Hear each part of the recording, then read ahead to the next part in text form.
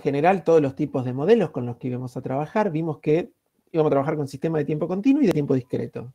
Y con representaciones de modelo externo, que eran básicamente funciones transferencia, y de modelo interno, que eran básicamente las ecuaciones de estado, o sea, con sus variantes, continuas y discretas, ¿no? Ecuación de estado discreta o función transferencia discreta, y las funciones transferencia que eran equivalentes a la ecuación diferencial ordinaria, en realidad en el dominio transformado.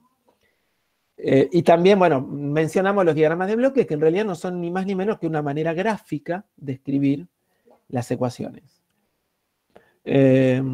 Después pasamos, una vez que vimos toda la forma de representar sistemas, vimos también métodos para hacer interconversión entre, o sea, para convertir a otra representación, o sea, pasar de un modelo interno a un externo, de un externo a un interno, o de un diagrama de bloque a las ecuaciones o a la función transferencia, según lo que necesitemos, porque recuerden, habíamos visto que de acuerdo al problema que queríamos resolver, de usar ecuaciones de estado, podría ser más conveniente usar función transferencia, podría ser más conveniente usar un diagrama de bloques. Ahora, después, una vez que vimos todo eso ligado a la representación de los sistemas, pasamos a ver propiedades de los sistemas, ¿no? Empezamos a analizar modelos externos, propiedades de los modelos externos. Entre las propiedades, empezamos analizando las más cualitativas, la estabilidad. ¿Recuerdan? La estabilidad de modelos externos, que ya era un repaso de lo que ya habíamos visto en sistemas y señales 1. Vimos la condición de estabilidad externa, repasamos en realidad para sistemas de tiempo continuo y de tiempo discreto. Y después, vimos criterios de estabilidad para tiempo continuo, que es criterios de estabilidad externa, ¿no? Criterio de Root, para los sistemas continuos, que ya lo habíamos visto en sistemas y señales 1. Dos opciones para analizar la estabilidad en un sistema de tiempo discreto. Vimos por un lado la transformación bilineal, básicamente hacer un cambio de variables, z, cambiarla por 1 más r sobre 1 menos r. De esa manera veíamos que la condición módulo de z menor que 1, que es la condición de estabilidad, digamos, para los polos, en parte real de R menor o igual que 0, menor que 0 en realidad. Y eso es la condición de estabilidad en tiempo continuo. Entonces, haciendo la transformación bilineal más el criterio de Root, podemos analizar un sistema de tiempo discreto y ver si sus polos, o sea, dado un polinomio, ¿no? El polinomio denominador, podemos ver si las raíces están dentro del círculo unitario. Y después vimos directa, que es usar directamente el criterio de Jury. ¿Recuerdan?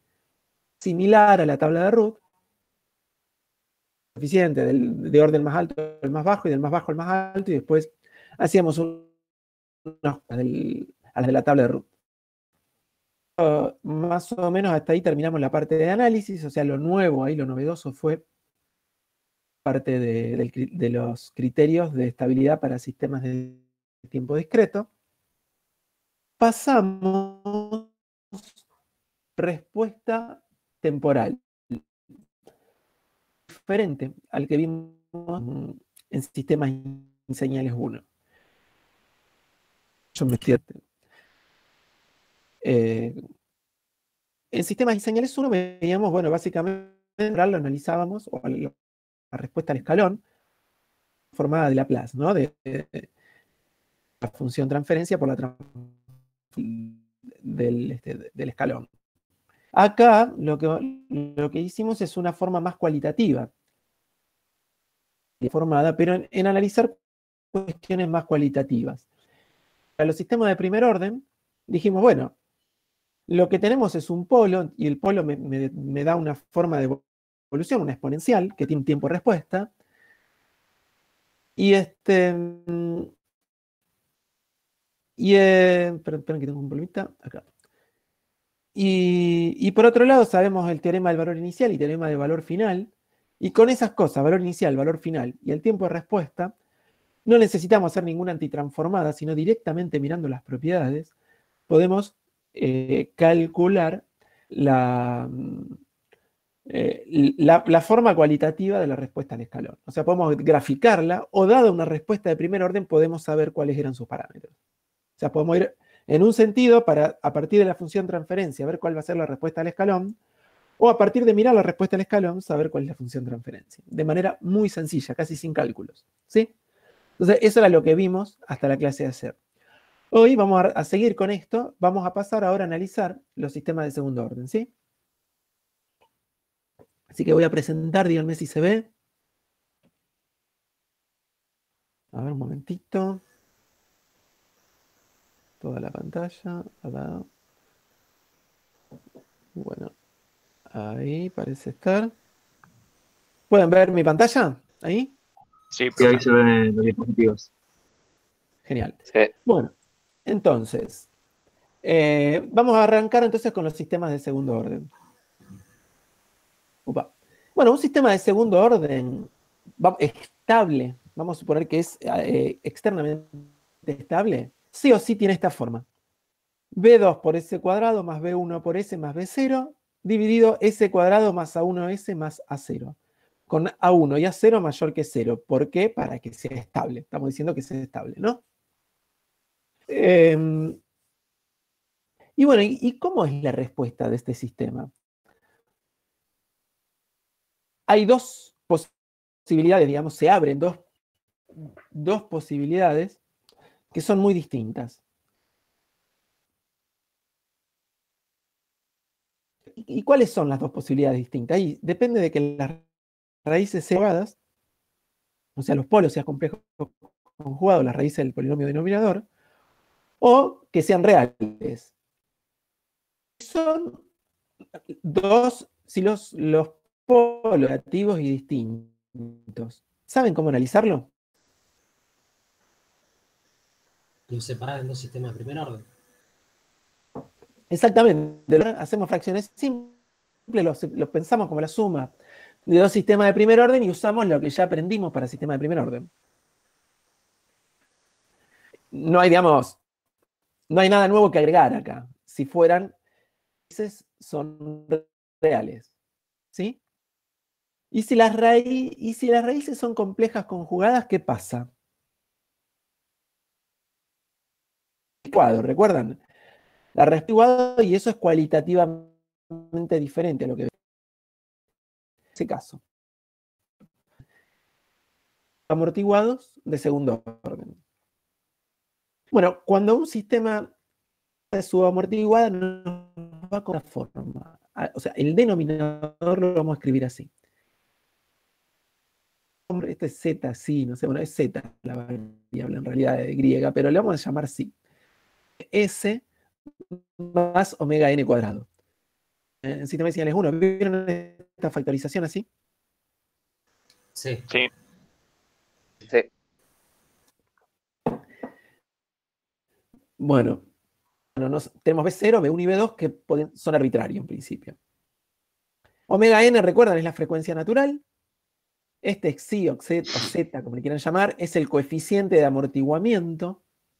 Como dijimos que estamos en sistemas subamortiguados, o en casos subamortiguados, es menor que 1. Además es mayor que 0 porque esto es estable, ¿sí? Entonces estamos entre 0 y 1.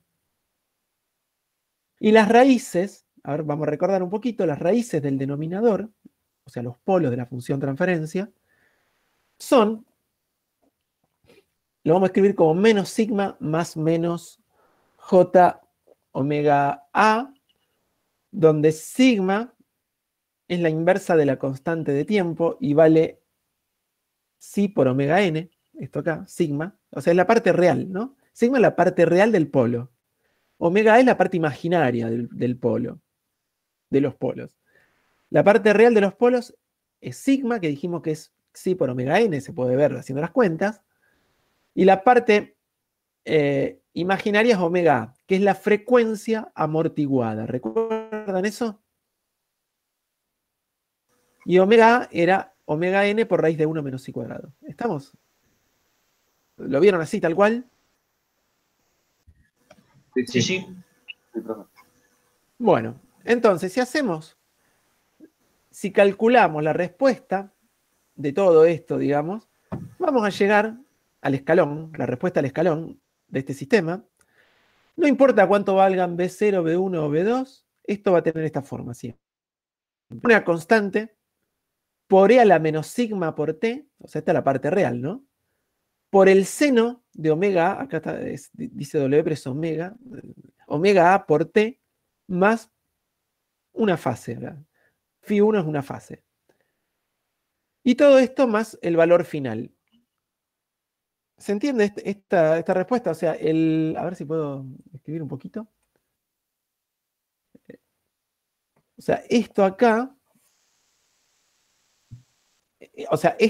es una fase.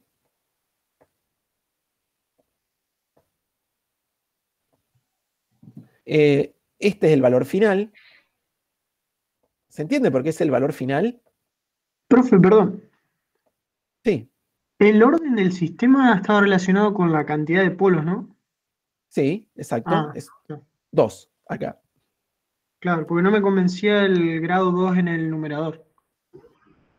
Puede ser, digamos. Puede ser 2, 1 o 0 el grado del numerador, no sabemos. Claro, Si es 2, es que es propia. Si fuera 1 o 0, es estrictamente propia, ¿no? La función transferencia. ¿Recuerdan eso que vimos? claro, claro. Y el grado relativo, 2.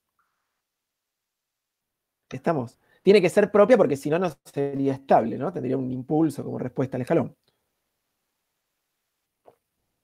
Bueno, ¿estamos más o menos de acuerdo acá? Esto es arbitrario, esta constante K1, no sabemos lo que es, dependerá de B1, B0, B2. Y a ver, de lo que recuerdan que vimos antes. H final. A ver, ya lo voy anticipando, después lo vamos a ver. ¿Cuánto valdrá H final? En función de esto, de lo que ven acá. ¿Alguien se da cuenta rápido cuánto vale H final? B0 sobre omega n al cuadrado. Perfecto, exacto. ¿Se entiende? Porque el teorema, ya lo vimos, el teorema del valor inicial. O sea, G en 0, ¿recuerdan? Es H en infinito igual a B0 sobre omega n cuadrado. Iríamos avanzando. Seguimos. Miren, acá por ejemplo tienen una respuesta posible de un cierto sistema al escalón, un sistema de segundo orden. ¿Ven? ¿Cuál es el valor inicial acá? 2. 2. Valor final, 1. O sea, B0 sobre omega, por ejemplo. ¿Sí? Y la frecuencia omega A, ¿qué es lo que me determina? Si miran esto acá. Omega A, la frecuencia amortiguada, ¿no? La parte imaginaria de los polos. ¿Qué me determina?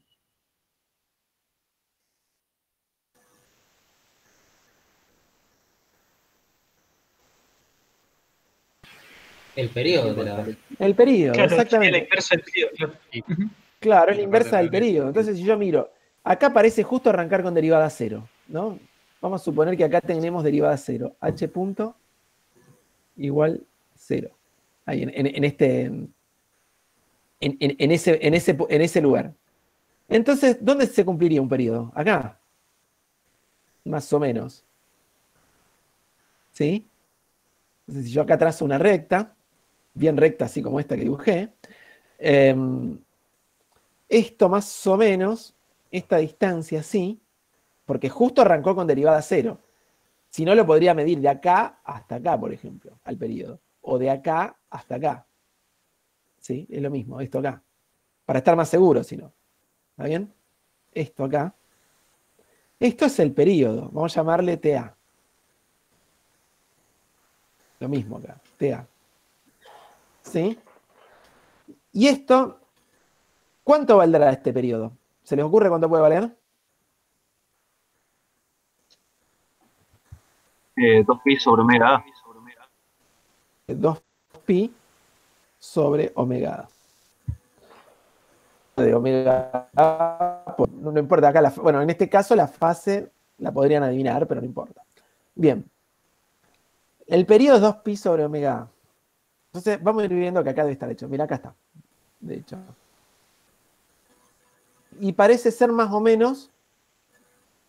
Esto me da del orden, ahí dice, y le creo. O sea que sabemos cuánto vale omega A. ¿Sí? Viendo solamente la respuesta. Igual a 2pi sobre 3,3, ¿no? Que eso dará... no sé. Bueno, no está hecha la cuenta ahí. 2pi sobre 3,9. Coma, vamos a poner coma acá. Así no sé. 1.9, bárbaro. Yo te creo. Y después está el... Bueno, entonces miren, mirando las respuestas vimos, podemos sacar un montón de conclusiones solo sabiendo teorema de valor final, teorema de valor inicial, viendo la frecuencia. Y hay un único tema, hay otra cosa que no vemos fácil, pero que lo podemos analizar y es, ¿qué pasa? ¿Cómo me doy cuenta cuánto vale sigma? Sigma, ¿no? Que es la parte real. ¿Qué tendría que mirar para saber cuánto vale este sigma acá? Esto acá, ¿no? O esto acá. Si yo miro acá la respuesta, ¿qué se les ocurre mirar? Los picos de las oscilaciones. Exacto. ¿Por qué? Porque esto es una senoide amortiguada, ¿no es cierto? Entonces, si yo trazo acá esto sí, me va dando una... Sería claro. Esto me da una cosa así que es... Bueno, se me pasó de largo ahí la senoide, discúlpenme. Bueno, es complicado esto del... Bueno, hasta ahí venía más o menos bien. Veníamos bien y pasaron cosas. Ahí está.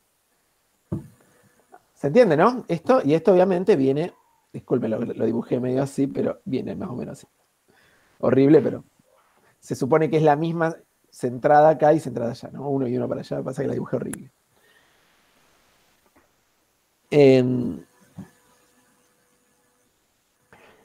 Bien. Y otra cosa más. Entonces, claro, era esto. Es básicamente lo que me va a determinar es que cuánto se amortigua la senoide, por ejemplo, entre este punto y este punto. O entre este punto y este punto, lo mismo. ¿Cuánto es? ¿Por cuánto se me multiplica la amplitud de la senoidal al pasar de acá a acá?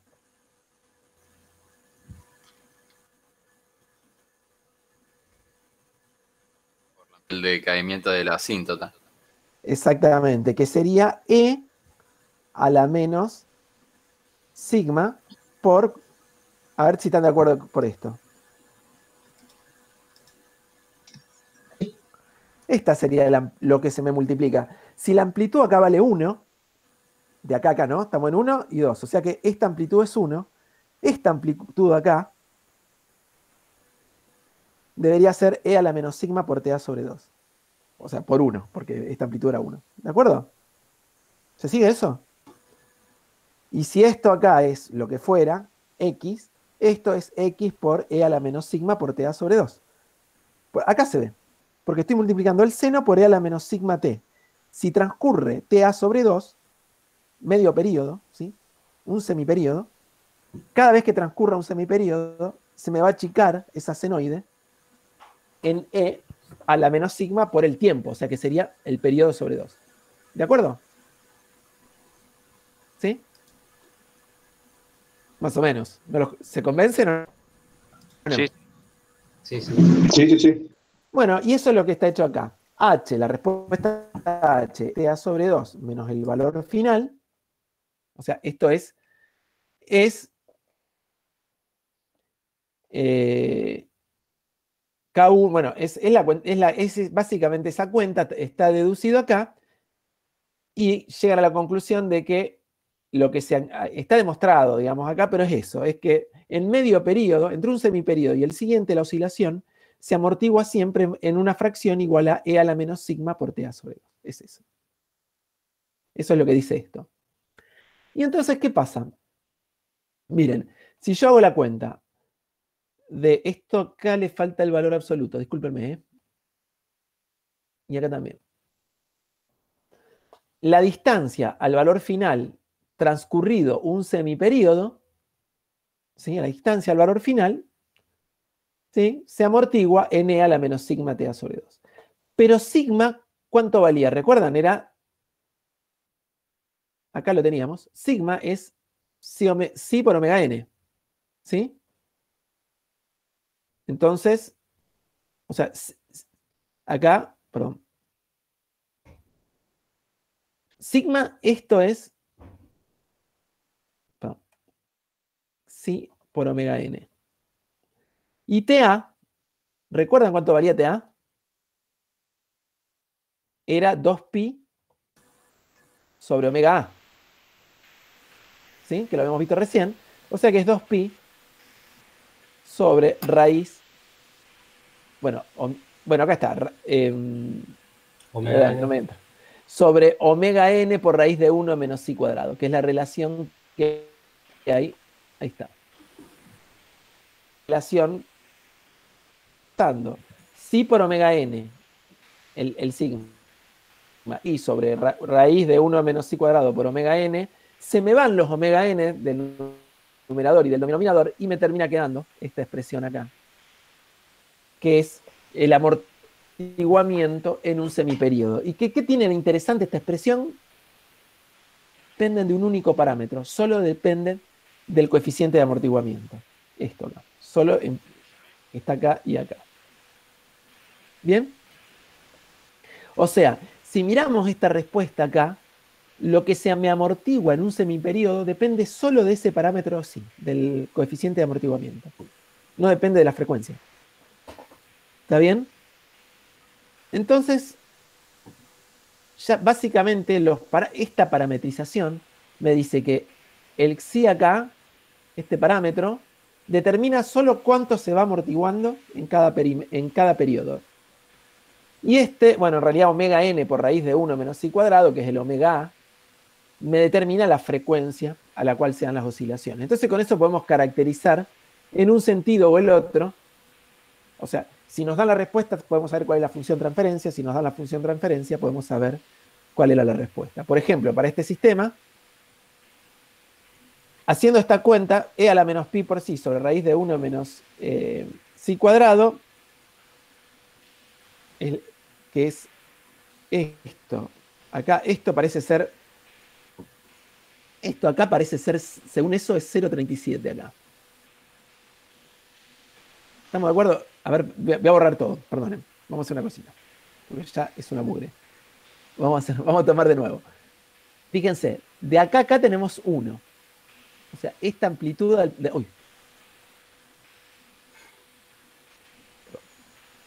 esta amplitud acá, esto es 1. Y esto acá, esto es 0,37. Ojo, esto es importante. Esto es porque arranca con derivada 0. Estamos en un pico. De un pico al siguiente. ¿Sí? Entonces, lo que yo sé es que e a la menos pi por psi sobre raíz de 1 menos psi cuadrado, todo esto es igual a 0,37. ¿Se entiende? Entonces, ¿qué puedo despejar de esta ecuación?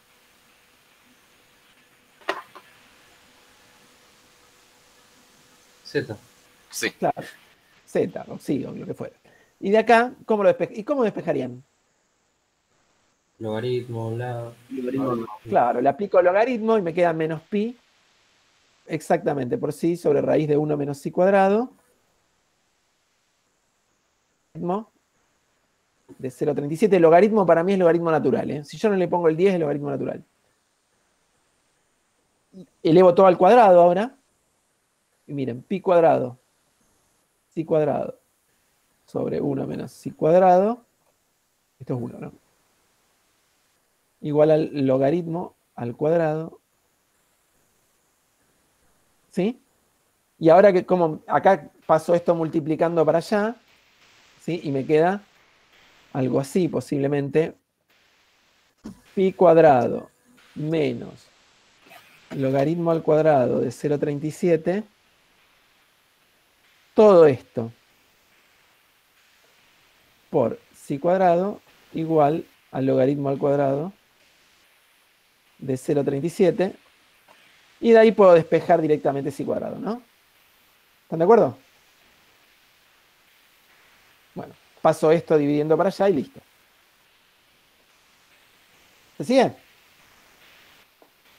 Sí, sí. Y entonces puedo saber, mirando o sea, básicamente mirando cuánto vale, cuánto es el amortiguamiento en un semiperíodo, cuánto se amortigua en un semiperíodo la senoidal, puedo saber el coeficiente de amortiguamiento usando esta formulita, ¿no? O en la fórmula de este procedimiento.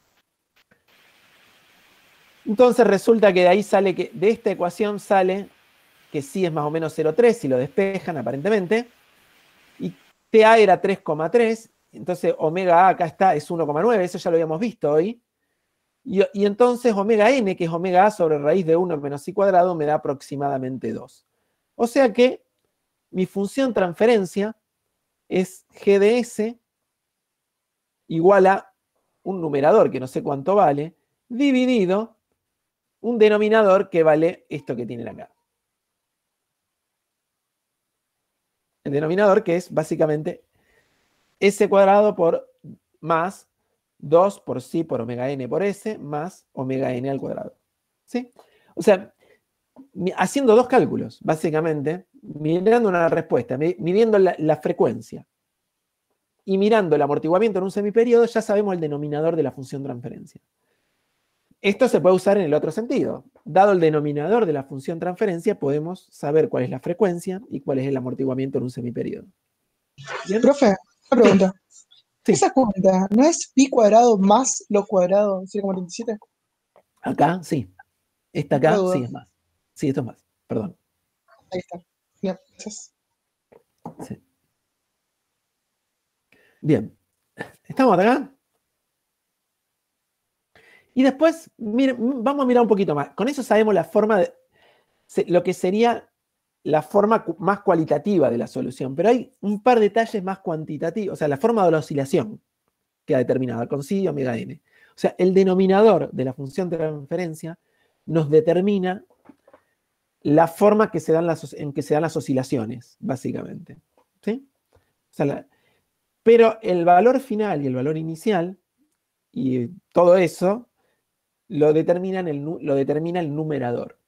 Entonces, tenemos que mirar el numerador para entender, a ver, ¿por qué arrancó en 2 esto? ¿Por qué tiende a 1? Bueno, tiende a 1 ya lo vimos. ¿Recuerdan eso? Entonces, bueno, vamos a empezar. Si aplicamos el teorema del valor final a la función transferencia, esto ya lo habíamos discutido. Acá, si aplicamos el teorema del valor final, esto lo habíamos escrito. O sea, ¿qué tenemos? G en 0, que es h en infinito. Esto me da B0 sobre omega n cuadrado. Esto es 0. ¿Y qué otra cosa? Y el teorema del valor inicial, G en infinito, que es h en 0 más. ¿Cuánto es? B2. B2. O sea que B2, ¿cuánto vale? Miren.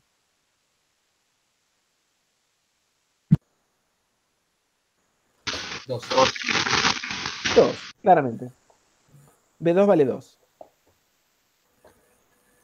¿Está bien? B2 ya sabemos que vale 2. B0 sobre omega n cuadrado, ¿y esto cuánto vale? 1, dijimos, ¿no? Tiende a 1 esto. ¿Sí? Esto, recuerden, le habíamos puesto un nombre a G en 0. ¿Cómo se llamaba? La clase pasada lo dijimos. ¿Cómo le llamamos?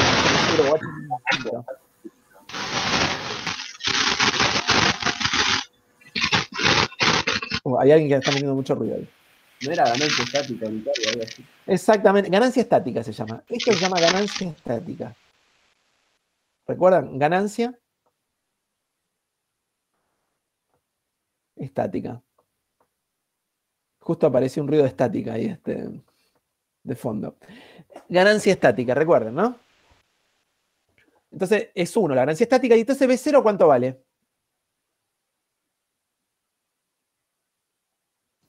Omega n al cuadrado.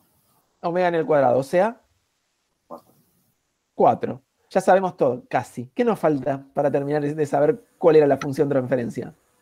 B1. B1. ¿Y qué idea se le ocurre para saber cuánto vale B1? Esto está acá, ¿no? B0 es omega n cuadrado, que es 4. ¿Sí? B2 dijimos que era 2, que es el valor inicial. ¿Sí? Esto es lo que recién analizamos. ¿Y qué nos falta? B1. ¿Y qué se le ocurre?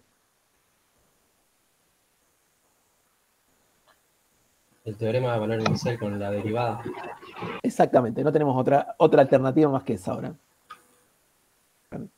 Entonces, si aplicamos el teorema del valor inicial a la derivada, h punto en 0 más es el límite cuando s tiende a infinito. ¿Recuerdan esto de s por s de h en s menos h en 0 más? Bueno, créanme, si no, repasen un poco. Y esto termina siendo el límite cuando s tiende a infinito de s por g de s menos h en 0 más. Esto sería el teorema del valor inicial para la derivada. Entonces, ¿se acuerdan? H en 0 más era B2, dijimos, ¿no? Entonces me queda límite cuando s tiende a infinito de s por gs menos B2. Esto lo hago genérico. Y acá hay un error. Esto no va. Posiblemente en el apunte esté corregido, quizás no lo recuerdo. Porque no me da eso, básicamente. Sí, está corregido. No sé por qué quedó ahí dividiendo eso es por copiar, seguramente acá alguna fórmula, algo que copiar y pegar. Pero bueno, ese B2 no tiene ningún sentido. Esto me termina dando, o sea, si hacen las cuentas, vamos a hacerlo un poquito aparte, disculpen, corro para entender de dónde sale todo esto.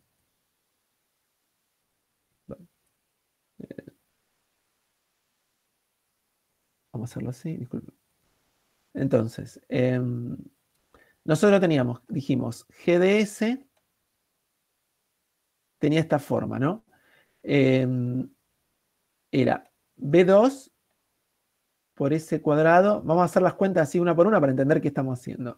B1S más B0. S cuadrado más 2, sí, omega ns más omega n cuadrado. ¿Sí? Esta era la función de referencia. Entonces lo que vamos a hacer es el límite cuando s tiende a infinito por g de s menos h en 0 más. El teorema del... Esto sería h punto. Entonces, si hacemos las cuentas, ¿qué nos queda? G en S menos H en 0 más. ¿Quién es? Sería B2 S cuadrado más B1S más B0 sobre bueno, el denominador, lo escribo acá. Vamos a borrar. O sea, todo esto por S. B2 dijimos que era H en 0 más por, y lo que hago es multiplicar por el denominador.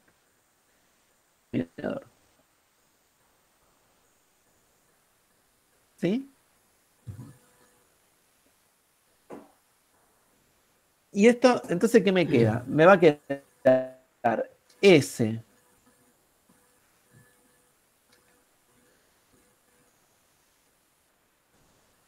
cuadrado más B1S más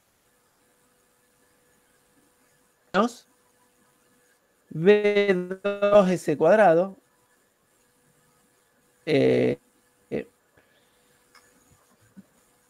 B2 denominado por el 2 por sí por bueno, se me terminó la directamente. Perdone. S por más B1S 0 menos B2S cuadrado menos B2 por 2 NS menos por 2, esto es B2 por omega n cuadrado. Todo esto, obviamente, dividido el denominador, ¿no? Termina quedando, fíjense.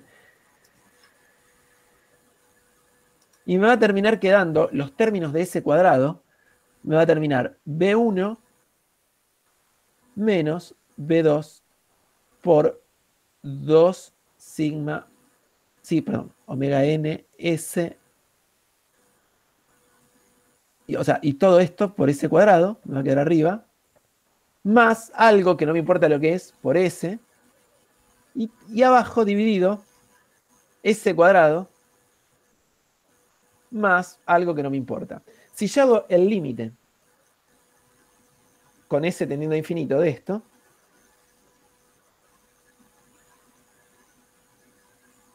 B1 menos B2 por 2 epsilon omega n. Claro, B1 menos B2 por 2 psi o lo que fuera omega n. Entonces, ese es el valor inicial h punto en 0 más. Esto es h punto en 0 más. De ahí sale, digamos, la formulita esa que está hecha, que acá no está puesta, pero me pareció interesante hacerlo para que lo vean también, digamos, de dónde sale esto. Entonces, repito. Opa. Perdí el cursor acá.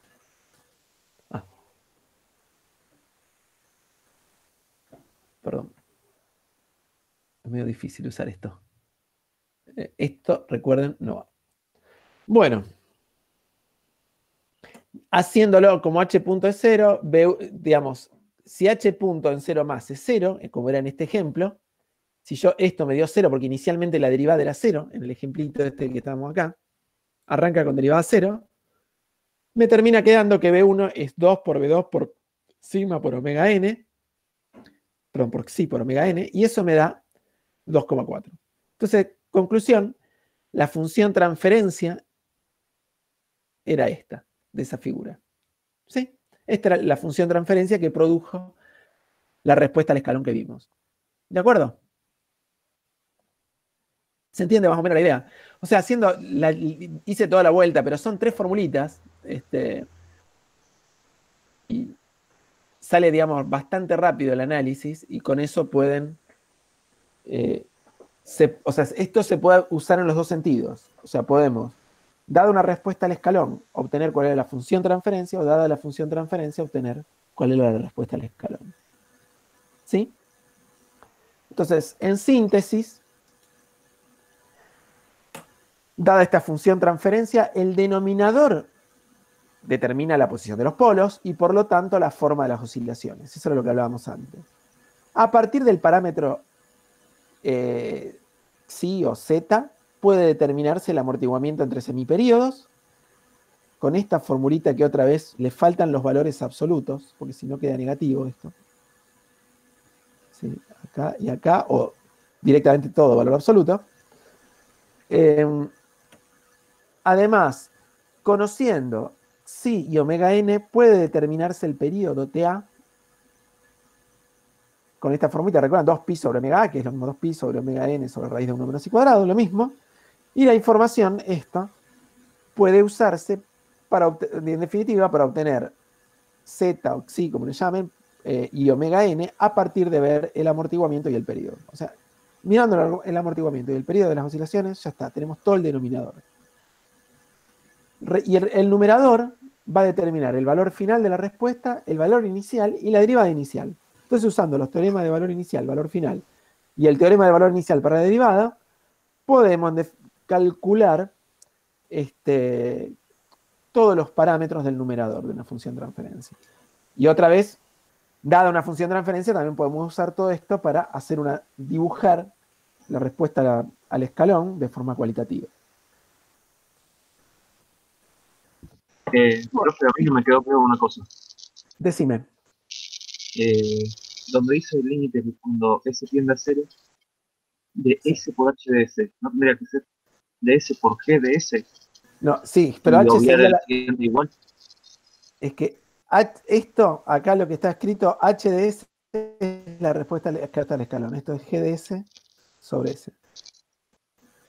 Ah, O sea, el teorema dice que dado esto es cualquier cosa, I, llamale si querés, en lugar de... Si querés le llamamos I en lugar de H, para no confundirnos. I en 0 más es el límite de S por I en S. ¿Y por qué es G sobre S? Porque la entrada sería 1 sobre S, que es el escalón. ¿Se sigue más o menos? O sea, claro. H en S es la respuesta al escalón. Esta es la respuesta al escalón. Y esta es G de S, es al impulso. La respuesta al impulso. O FT. La función de referencia.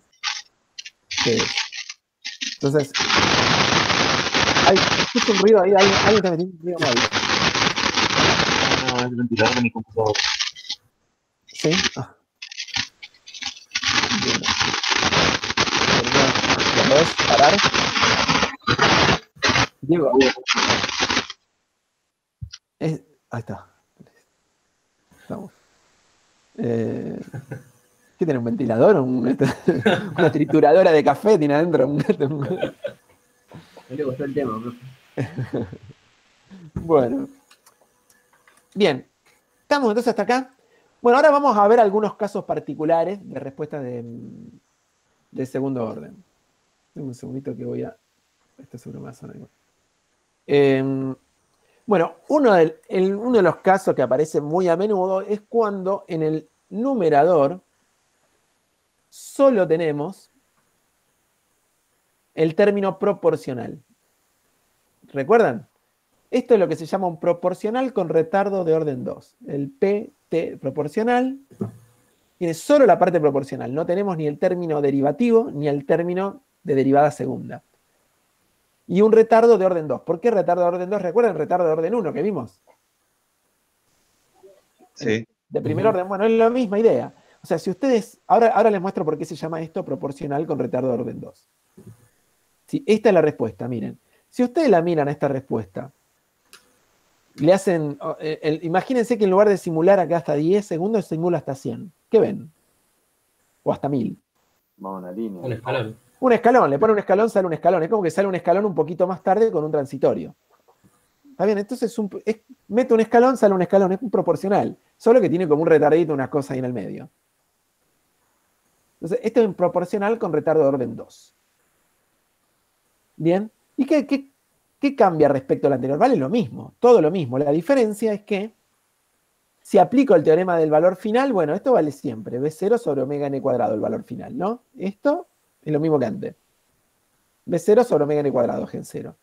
¿Y cuánto vale el valor H en 0? H en 0 más. Acá, vale 0. ¿Por qué? Porque G en infinito es 0. ¿Sí? ¿Y cuánto vale la derivada inicial? Y también vale 0, porque si yo hago S por G de S evaluado en infinito, me sigue dando 0. ¿Se entiende? Entonces, este sale con derivada 0, sale desde 0 y con derivada 0. Y acá hay una observación importante. Si el grado relativo, ya lo hicimos la clase pasada con los sistemas de primer orden, de un sistema es 1,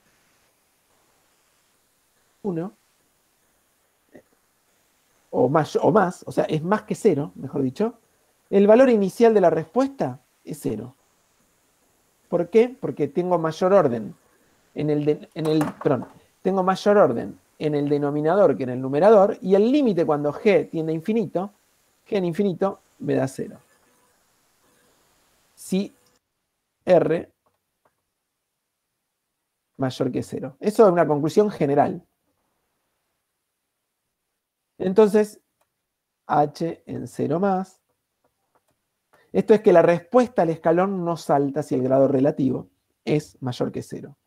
Pero más aún, si el grado relativo es 2, tampoco cambia la derivada inicial. ¿Se entiende? La primera derivada me queda 0 porque sale como derechito para abajo.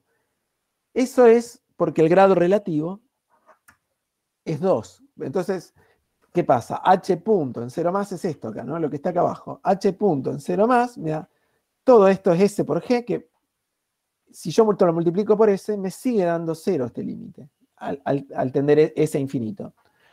O sea, conclusión, y si imagínense un sistema de orden 10, que tenga grado relativo 10.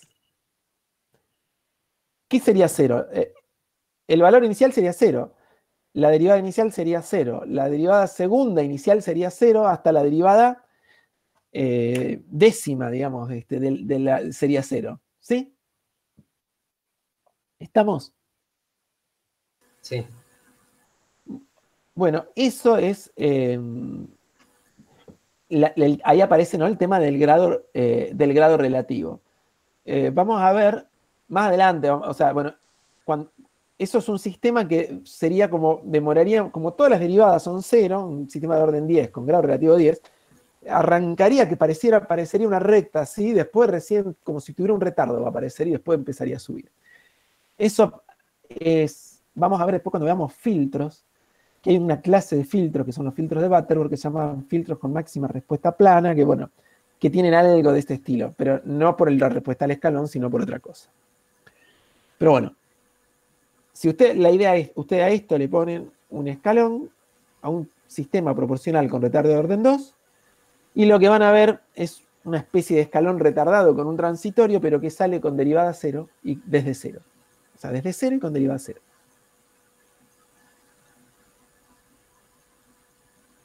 Otra cosa del proporcional del proporcional con retardo de orden 2, es que, como sale con derivada 0, ¿sí?, el primer semiperíodo se da acá, coincide con el pico. Este acá es el primer semiperíodo. ¿Por qué? Porque arranca con derivada 0. Acá tengo de acá a acá tengo justo un semiperíodo. O sea, esta distancia de acá a acá, esto es TA sobre 2.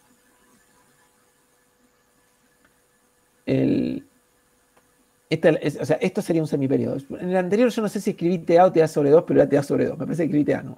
Me equivoco. Hice mal las cuentas.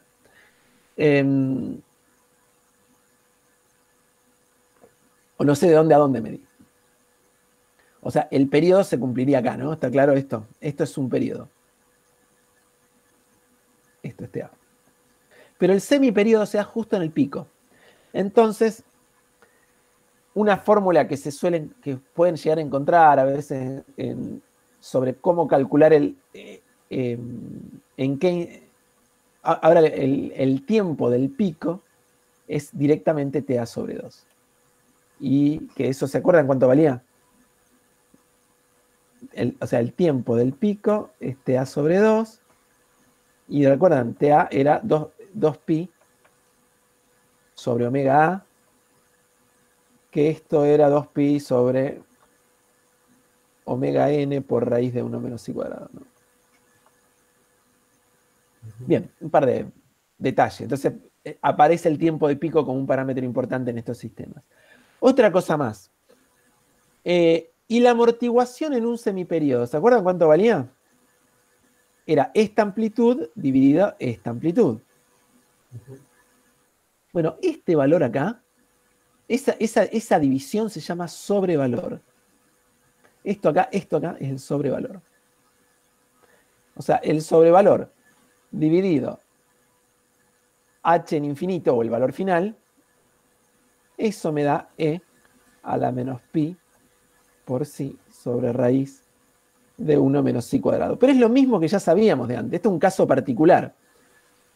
Es un caso particular cuando arranco de 0 y con derivada 0, o sea, en el proporcional con retardo de orden 2. Entonces, esto lo van a escuchar nombrar también muchas veces, no sé si ya lo vieron alguna vez, el sobrevalor. O sea, el pico acá se le llama sobrevalor. O sea, y lo que vale el sobrevalor es h en infinito, paso multiplicando, por, o la ganancia estática, lo mismo, e a la menos pi por sí, sobre raíz de 1 menos psi cuadrado. Que esto es lo que tiene acá, básicamente. Acá está definido directamente, bueno, está bien, es lo mismo, la misma cuenta, sí.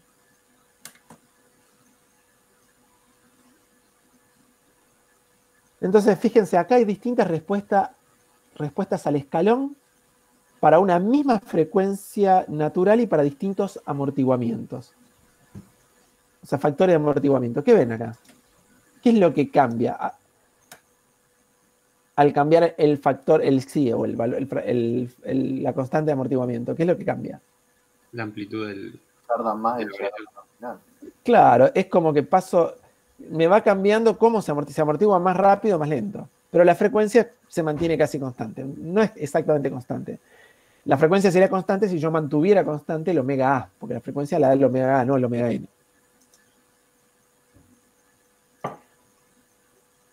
¿Y acá qué tienen? Fíjense, si mantengo el mismo valor de constante de amortiguamiento, acá está hecho con 0,3, y cambio la frecuencia natural. Miren lo que pasa. ¿Qué tengo siempre igual? Sobrevalor. El sobrevalor. Se mantiene el mismo sobrevalor, lo único que a veces más lenta, más rápida la respuesta. Pero el sobrevalor es el mismo. Ahí se entiende, ¿no? El concepto del... ¿Cuál es el efecto, ¿no? de este psi? ¿Qué efecto tiene la dinámica? ¿Y qué es el sobrevalor? Y cómo está relacionado con la frecuencia y todo eso. ¿Bien? Bien, un parámetro importante. Acá hay también un error. Esto está mal. Esto está mal. Esto está mal, me parece. Hay algo acá que está mal. Ahora ya les digo. Este está mal. Creo que esto está mal. Ahora lo calculamos bien. Un parámetro importante, tanto en todos estos sistemas de segundo orden, es el tiempo de respuesta. ¿Ustedes lo vieron el tiempo de respuesta, eso? Al 3% o al 5%, que es... ¿Cuál es el...? ¿Lo vieron o no a eso? Sí, figuraba como parámetro. Sí. Claro, es el tiempo que demora las oscilaciones en extinguirse hasta un cierto porcentaje. ¿Sí? Es cuando ya entran... Sería el tiempo que demora en llegar a un 3% o a un 5% un 5% del valor final. Por ejemplo, si ustedes quieren calcular... disculpen, tengo otras cosas acá. Vamos a ver. Ven mi pantalla acá, ¿no? Sí. Miren, si yo quisiera calcular cuánto, después de 5, por ejemplo, después de 3 tau, cuánto se amortigua una señal. Es fácil, miren, hago e exponencial e elevado a la menos 3. Fíjense, me da 0,05. Entonces, ¿qué quiere decir esto? Que si yo hago a ver, vuelvo acá para escribir. Vamos a borrar todo esto, ya no sirve más. Perdón. Si yo hago uy, me equivoqué. El lápiz. Elevado, ¿sí? A la menos. Que dijimos 3 tau, ¿no? 3 por... ¿qué sería? Por sigma. Eso, lo que estoy diciendo es que esto me da 0,05. No, me la dije mal, no dice mal. E a la menos 3 es 0, perdón. Está mal. E a la menos 3 me da 0,05. Y esto es E elevado a las menos sigma por el tiempo de respuesta. Eso me da E a la menos 3, que es 0,05. Ahí está, esa es la cuenta que quise hacer. Es decir, ¿se entiende, no? E a la menos sigma por el tiempo de respuesta. Esto es lo que se amortigua. Esto acá, este es el amortiguamiento que voy a tener. Si fuera E a la menos 3 me da 0,05. Es decir que el tiempo de respuesta al 5% de esta, si sigma por TR es 3, ¿sí? TR me queda 3 sobre sigma. Que es lo mismo que hacer 3 sobre psi por omega n. Y si yo quisiera que eso sea, no sé, o uso 5 tau, por ejemplo.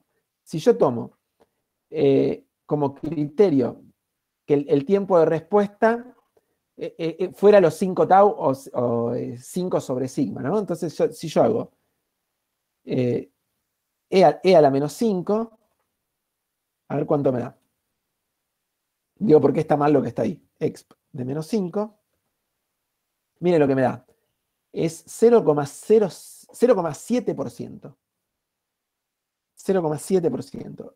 Es decir, esto es 0,007 aproximadamente, ¿no? Entonces, E a la menos sigma. Si yo ahora tomo TR como criterio los 5 tau, me da un 0,07%. Es decir, que el tiempo de respuesta al 0,7%, esto es 5 sobre sigma, o 5 sobre psi omega n. Entonces, o sea, esa es la corrección de lo que está mal acá.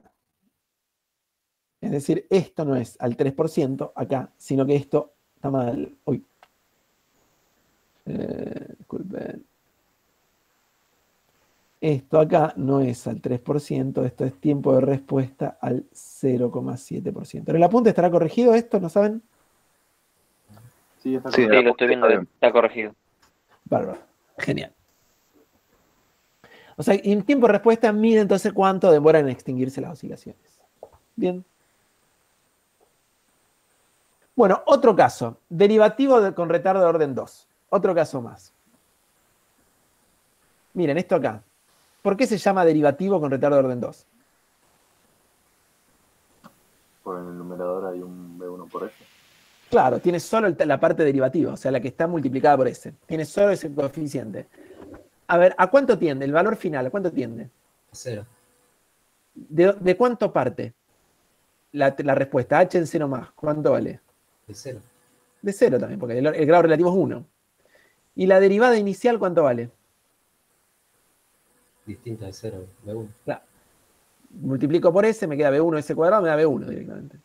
GS por S, ¿no? O sea, H, acá está, es esto. Me da directamente B1. Entonces tienen... no está la respuesta acá. Pensé que lo tenía. Bien. O sea, se imaginan, ¿no? Cómo es una respuesta de esto. O sea, básicamente, a ver si puedo dibujar algo razonable. La respuesta de un dt2, derivativo con retardo de orden 2, va a salir de 0 con cierta derivada y va a oscilar en torno acá y se va a quedar ahí, ¿no? Bueno, la frecuencia debería ser constante, ¿no? Esto se le va achicando a la frecuencia, pero no.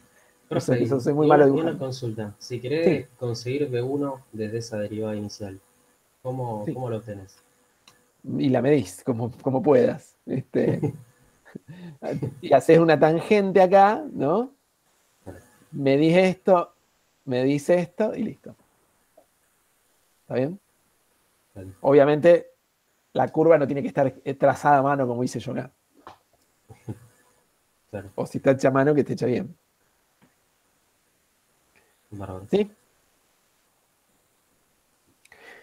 Bueno, además del proporcional con retardo de orden 2, el derivativo, bueno, dt2p de d cuadrado t2, encontramos todas las posibilidades. O sea, puede haber, según qué coeficientes sean nulos en el numerador, puede haber infinitas, no infinitas, son finitas, pero puede haber muchas combinaciones, ¿no? Debe haber 5, 6, 7 combinaciones. Entonces, en todos los casos, el valor final va a quedar determinado por la presencia o no de parte proporcional. Si tengo parte proporcional, el valor final es distinto de 0. Si no tengo parte proporcional, la ganancia estática es 0 y tiende a 0, ¿sí? El valor inicial va a depender del grado relativo. Si el grado relativo es 0, el valor inicial es distinto de 0, y si no, el valor inicial va a ser 0, si el grado relativo es mayor que 0. La derivada inicial va a ser nula en el proporcional con retardo de orden 2 y no nula en todos los demás, salvo cierto juego de parámetros. O sea, hubo un caso. A ver si puedo. No puedo. No sé qué le pasa a esto. Acá. Hay un caso. Fíjense, este es un caso excepcional. Que sale con derivada 0, pero no sale de 0. Es justo porque se da una combinación estrambótica de parámetros. ¿Está bien? Pero si no, casi siempre es muy raro que salga con derivada nula, salvo que no tenga parte derivativa. Y la diferencia, obviamente, entre las distintas posibilidades que haya, radica en lo... O sea, todo eso son cosas que dependen de la posición de los ceros. O sea, como son cosas que dependen del numerador, de qué es 0 y qué no es 0 en el numerador, depende en definitiva de cuántos ceros hay y dónde están. Entonces, fíjense, en el PT2, no tengo ceros.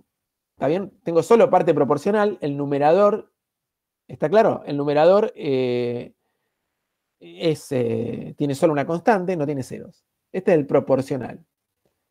Proporcional derivativo. Si tengo un término P y término D, tengo solo un cero real, que puede ser positivo o negativo según sean mínima fase o no mínima fase. Bien. Después puede ser el derivador con retardo de orden 2, que es el que vimos también, que tiene solo, arriba tiene, en el numerador tiene algo multiplicado por S, y eso quiere decir que hay 0 en el origen nomás. ¿De acuerdo? O sea, y después tenemos un doble derivador con retardo de orden 2, que sería un doble 0. ¿Cómo sería la función de transferencia de esto? B por S al cuadrado. Claro, B2 por S cuadrado, y el denominador, bueno, ya sabemos. Después podemos tener esto, miren, un 0 en el origen y un 0 real en otro lado. ¿Sí? Y eso no tiene parte proporcional. Al tener un 0 en el origen, tiene S por S más algo. O sea que tiene B2, tiene B1, pero no tiene B0.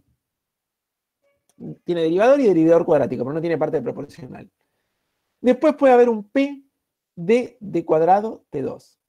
Este tiene todo. Tendría todas las cosas. Y tiene dos polos, bueno, obviamente tiene dos ceros que pueden estar en cualquier lado. Pueden ser complejos conjugados, pueden ser reales, ¿sí? Pero bueno, como es un polinomio completo, tiene que tener un par de propiedades. O sea, que en casi cualquier lado pueden estar los dos ceros. ¿Dónde no pueden estar? Y acá. Este caso, y tampoco pueden estar acá. Y tampoco acá, este otro caso especial, que es cuando tengo solo el término de B2 y el de B0, y no tengo B1. En ese caso, digamos, tenemos los ceros, pueden ser complejos conjugados, o sea, imaginarios puros en realidad.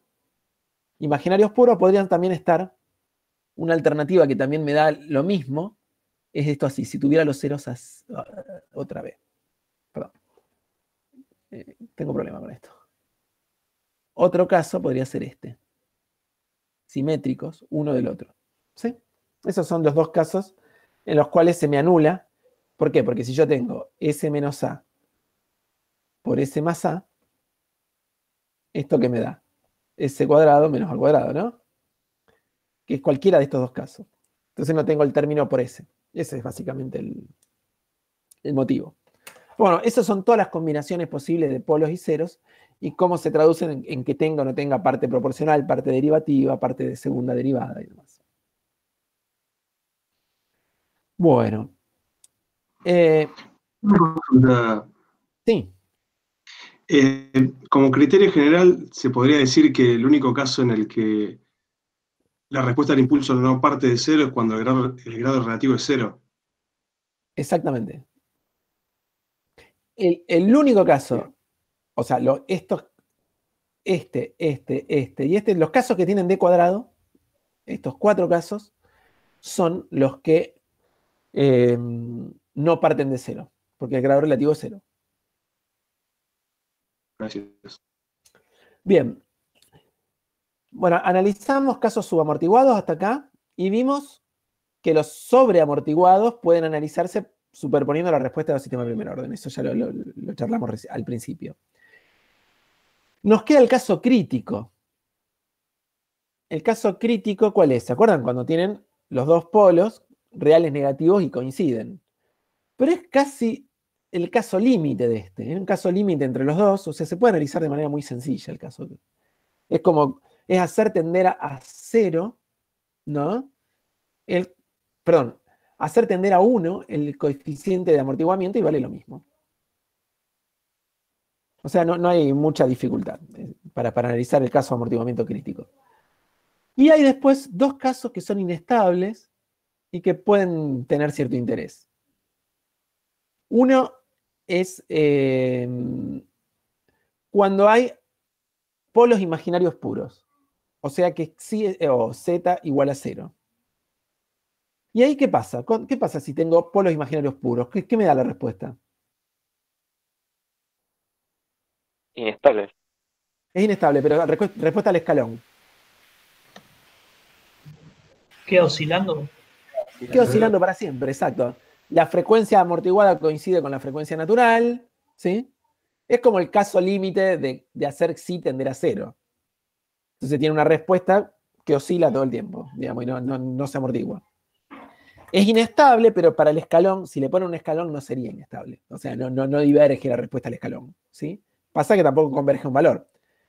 Es inestable desde el punto de vista bounded input, bounded output. ¿Por qué? Porque si le ponen una respuesta que vaya, o sea, lo pueden hacer entrar en resonancia, básicamente, y tiene infinito la respuesta.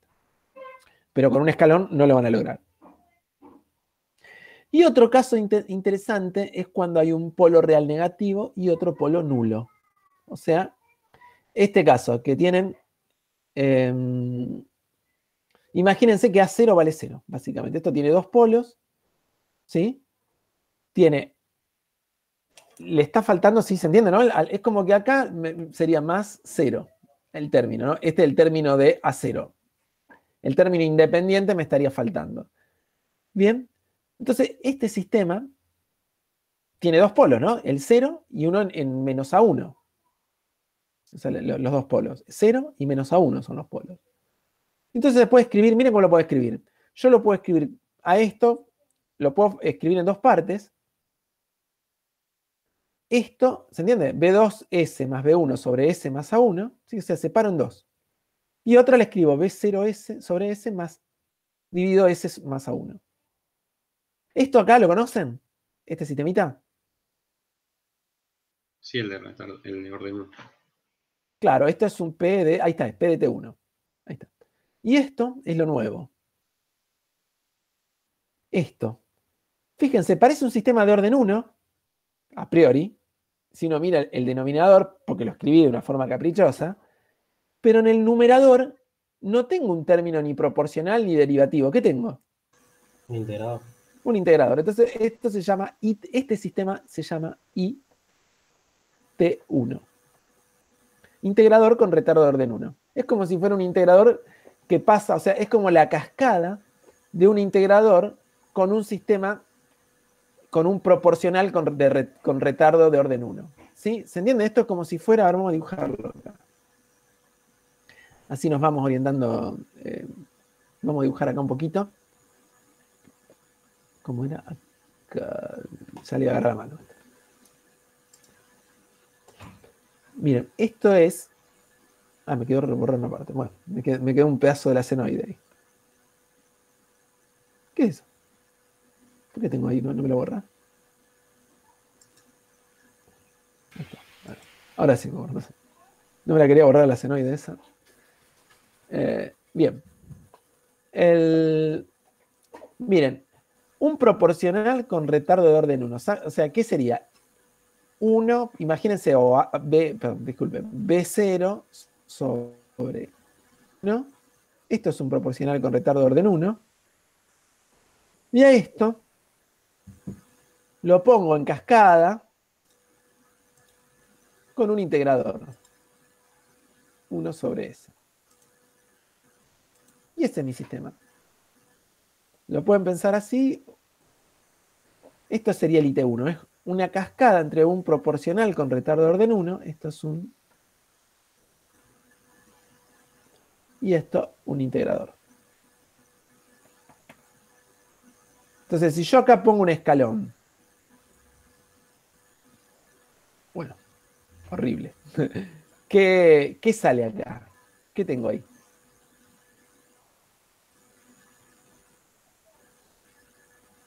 ¿Qué se imaginan que tengo acá? Tenemos que va desde 0 hasta el valor final del escalón. Bueno, a la ganancia estática. De 0 sobre 1, exacto. O sea, eso es lo que tendría acá. ¿Y acá qué voy a tener? ¿Qué se imaginan que voy a tener acá?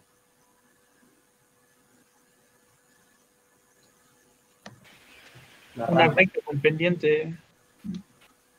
En realidad va a aparecer es como una rampa, va a arrancar no como una rampa y después va a terminar tendiendo a una rampa. Claro, poner un lineal al principio. Al principio hay un transitorio que es con esto, ¿no? Aparte arranca con derivada 0, porque el grado relativo, si miran el grado relativo, es 2 de toda la función transferencia, ¿no? Claro. Entonces arranca con derivada 0 y después empieza a subir. Entonces esta es la respuesta del integrador con retardo de orden 1. ¿Por qué es interesante el integrador con retardo de orden 1? Porque es la forma que suele tener un controlador clásico, que es el más clásico de los controladores. ¿Escucharon hablar alguna vez de un controlador PI? Sí. Bueno, esto, digamos, es un poco la forma de un PI. Algo que tiene una parte proporcional más una parte integral. O sea, estos integradores aparecen a menudo. En realidad, bueno, esto no es exactamente eso, pero bueno, pero se parece mucho.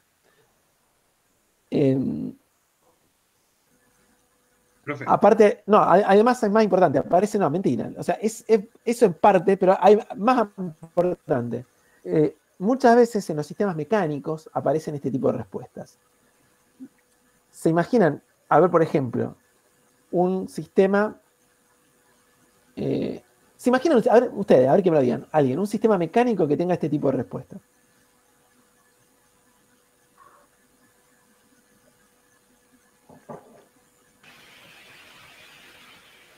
Y un arranque suave de un motor.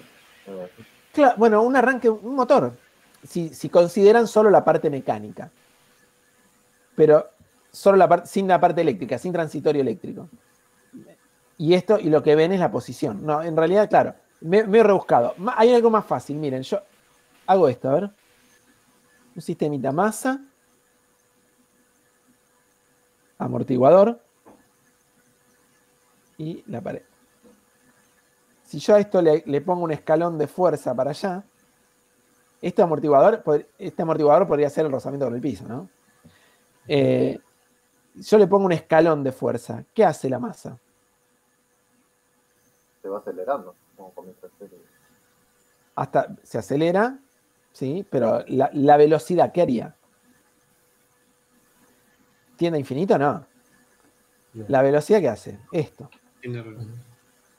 Se equilibra con el parámetro, ¿no? de la fricción, hasta que la fuerza iguala al coeficiente B por la velocidad, ¿no? El equilibrio se obtendría con B por la velocidad igual a la fuerza.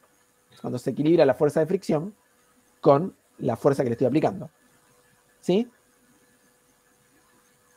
Y si la velocidad hace esto, ¿qué hace la posición? Aumenta linealmente. Pero al principio no. No. Al principio hace esto.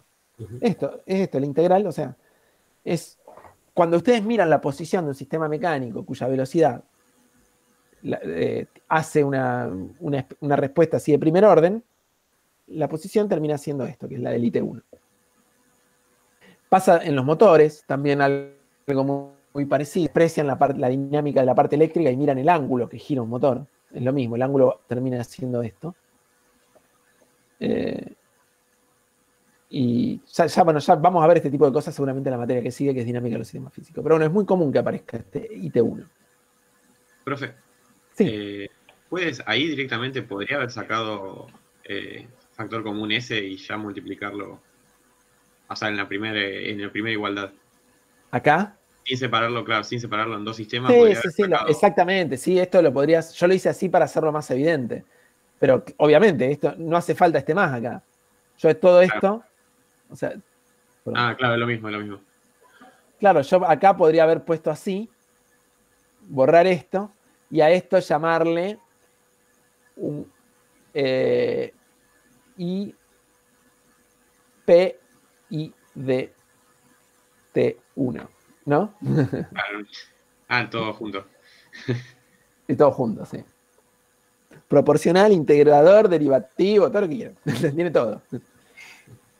Igual, bueno, lo interesante en analizar en particular esto, ¿no? Que es una de las partes de esa respuesta. Es una suma de cosas que ya conocíamos, más una que no conocíamos, que es esta.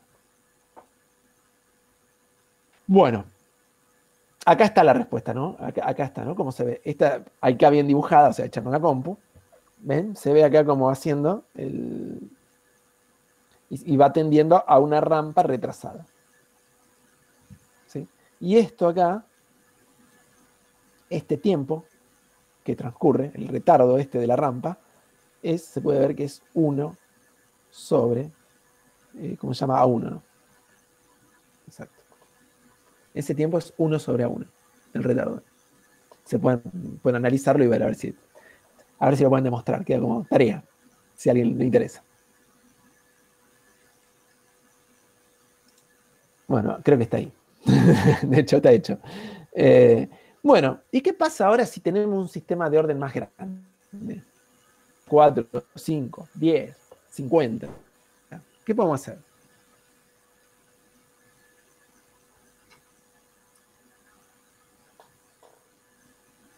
Básicamente, si tuviéramos una función transferencia de orden mayor que 2, sin polos múltiples, vamos a hacer cuenta que no tenemos polos múltiples, después lo podemos analizar, pero son casos particulares. ¿Qué podemos hacer? Fracciones simples y pensar que la función transferencia es la suma de varias funciones transferencias de orden 1 para los polos reales y de orden 2 para los polos complejos conjugados. ¿Entiendes? O sea, yo saco todos los polos de la función transferencia de orden 10. Y bueno, los que son reales los pienso como todos unos sistemitas de primer orden y los que son complejos de conjugados los pienso como sistemas de segundo orden. Y puedo pensar todo el sistema como la suma de 10 o menos sistemas, entre 5 y 10 sistemas, si quieren, si el orden era 10. Entonces, podemos sacar la respuesta del sistema de orden alto sumando todas las respuestas de primer y segundo orden. Sin embargo, muchas veces, muchísimas veces, lo común que ocurra es que muchas de esas respuestas no tengan casi incidencia. Y eso simplifica muchísimo el trabajo. Por ejemplo, miren, esta es una función de tercer orden, ¿sí? Una función de transferencia de orden 3. ¿Están de acuerdo? Está factorizada y todo. Claro que orden 3, ¿no? Esto tiene polos complejos conjugados que valen menos 0,5 más menos j raíz 0,75 y esto menos 10. Bien, miren la respuesta. ¿Esto les parece de tercer orden? No, más de segundo. ¿Están de acuerdo todos que parece de segundo? Sí. Sí. Claro, pero ¿por qué? Miren una cosa. ¿Qué constante de tiempo tiene estos polos, asociada a estos polos? Esto. ¿Qué constante de tiempo tiene?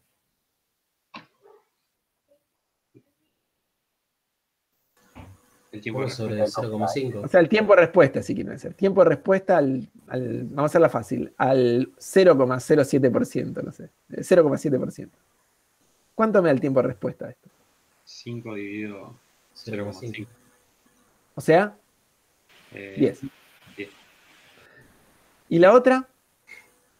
0,5.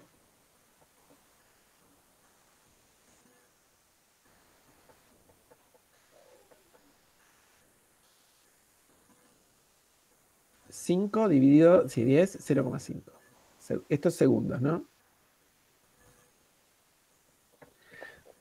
Bueno, 0,5 segundos tiempo de respuesta. Miren la escala de esto. Es decir, que acá 0,5 segundos, en este punto, ya el polo S no hace nada, ¿se entiende? Si hizo algo, lo hizo antes acá. O sea, una vez que pasan esta parte, ya ¿Se extinguió? se extinguió completamente la respuesta correspondiente a esto. ¿Sí? O sea que, naturalmente, todo lo que vemos de la respuesta desde tiempo 0,5, y diría que de antes, 0,3, para allá, esto es segundo orden. ¿Se entiende? O sea, porque estoy sumando, si yo calculo la respuesta, me va a quedar h de t igual a la respuesta 1 de t más la respuesta 2 de t, la parte dinámica, ¿no? Más el valor final. Y esta respuesta 1 ya vale 0 acá. Prácticamente 0, no molesta para nada. Entonces lo puedo despreciar para todo t mayor que 0,5.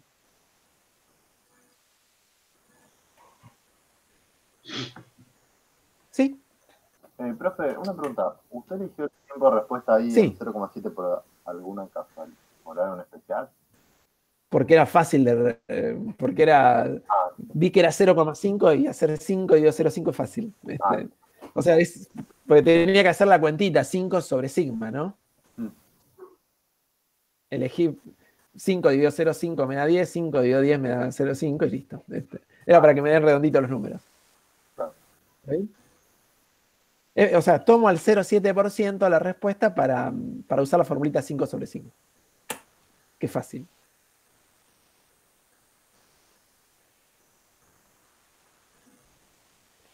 Bueno, acá está hecho con la respuesta, dice al 3, esto acá, de hecho está hecho ahí, pero mal. Esto es 0,7%. Bien. Es ese análisis. Bueno.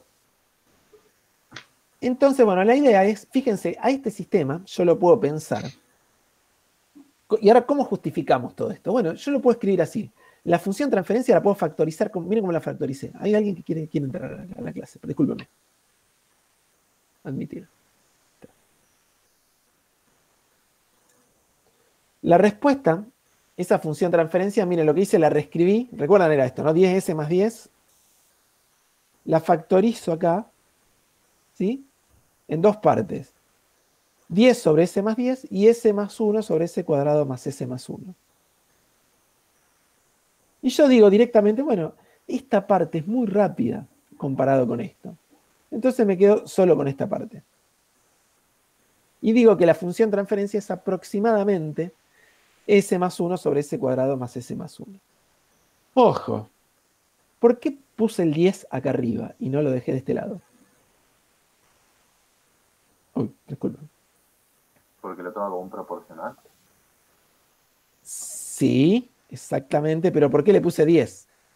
¿O por qué no puse 5 sobre s más 10, por ejemplo? Otra factorización, ¿no? Por 2.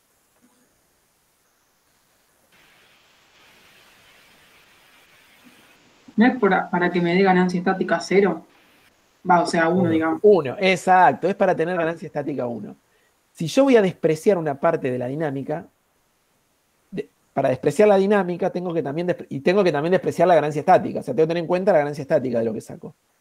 O sea, si yo si desprecio algo, tengo que cuidar que se preserve la ganancia estática de todo el sistema. O sea, gen 0 tiene que seguir dándome lo mismo si lo voy a aproximar. Porque si yo hago esto, así, me va a quedar que esta respuesta tiene el doble de ganancia estática de la que tenía la original. Entonces no es mentira que es aproximado. ¿Sí? Claro. Entonces, haciendo, digamos, este truquito acá, o sea, siempre tengan cuidado en eso acá. Cuando desprecien una parte de la dinámica, tengan cuidado de no sacar o de preservar la ganancia estática. Miren, acá está la diferencia entre las dos respuestas. La de tercer orden y la de segundo orden. ¿Estaba bien hecha la aproximación? Sí. No hay manera de que se note, o sea, salvo acá al principio, alguna cosita, pero eran iguales. O sea, realmente no tenía sentido. Sí, quedó distinto. Habría que quizás haber tocado algo más, se puede hacer una aproximación mejor, porque acá al principio es medio distinto, obviamente. Pero bueno, es muy parecida, digamos, la respuesta de una respecto a la otra. También acá hay otra alternativa, pero bueno, es hacer fracciones simples y escribir una menos la otra y que quede más parecido todavía, pero no vale la pena. Bueno. Entonces, la conclusión de esto. Hay, digamos, muchas veces en los sistemas de orden alto hay polos lentos y polos rápidos. ¿Sí? Los polos lentos se les llama polos dominantes. ¿Por qué? Porque son los que determinan casi completamente la respuesta del sistema. Los polos rápidos solo actúan al principio. Entonces, desde el punto, y bueno, ¿y qué quiere decir que un polo lento, cuál es un polo rápido, cuándo los puedo despreciar? Bueno, se puede considerar, acá hay una regla, digamos, desde el punto de vista práctico, se pueden considerar despreciables todos los polos que sean entre 5 y 10 veces más rápidos que los polos dominantes. O sea que tengan el módulo de su parte real entre 5 y 10 veces mayor, ¿sí?, que el de los polos dominantes. Por ejemplo, imagínense esto, un sistema tiene estos polos. Menos 0,1, menos 0,1, menos 0,3, menos 3 más menos j, menos 5 y menos 6. ¿Cuáles serían los dominantes? Y menos 0,1 y menos 0,3. Los otros, fíjense que esto ya es 30 veces más rápido que este. Este es 50 veces más rápido que este es 60 veces más rápido que este. O sea, no van a hacer nada. O sea, me quedo con el de menos 0,1 y el de menos 0,3 y listo. Y todo lo otro lo puedo despreciar. ¿Está bien? O sea, de eso contemplaría nomás la ganancia estática. Exacto. Sí, la ganancia estática, saco todos los polos y me trato de que armo la función transferencia que me quede que preserve la ganancia estática de la función transferencia original. Eso sí. Si los polos en sí no tienen ganancia estática en realidad. No, claro. Bueno, ¿alguna de todo esto? ¿Quieren que hagamos algún ejercicio de estos de respuesta temporal? Que hagamos un ejercicio, algún parcial de respuesta temporal. ¿Les parece? Y así, a ver cómo andamos de tiempo. O, a ver qué nos queda. Si no, a ver tiempo discreto. No, más vale, vamos a hacer una cosa. Vamos a aprovechar, porque nos quedan 20 minutos con lo mismo para tiempo discreto. ¿Sí? Y después, la clase que viene, retomamos y hacemos práctica. También un poquito antes de seguir.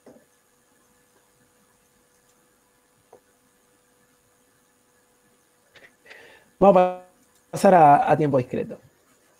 Tiempo discreto es lo mismo, básicamente. Vamos a traer que en tiempo continuo, pero obviamente teniendo en cuenta que estamos con transformada Z, que las propiedades de los teoremas son distintos, ¿sí? Y en cuenta, digamos, la peculiaridad que tienen los sistemas. Vamos a empezar con una función de transferencia discreta de primer orden. El caso de primer orden. Otra vez, vamos a suponer que esto es estable. Entonces, ¿qué quiere decir que es estable? Que a 0, ¿cómo tiene que ser? En módulo menor que 1. Ahora ya no importa que cambie de signo. ¿Está bien? Lo que importa es que el módulo sea menor que 1.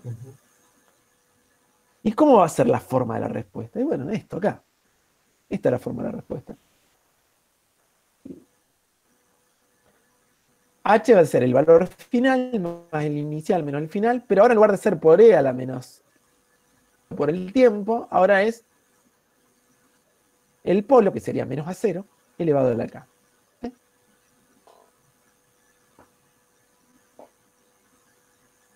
Y esto, obviamente, tiende a 0, entonces por eso en K igual a 0 tengo el valor inicial, en K infinito tengo el valor final. Caso particular, que es cuando A es igual a 0, que ahí la solución, bueno, si esto fuera 0, me queda un impulso, digamos, un impulso discreto, ¿no? La delta de Kronecker era.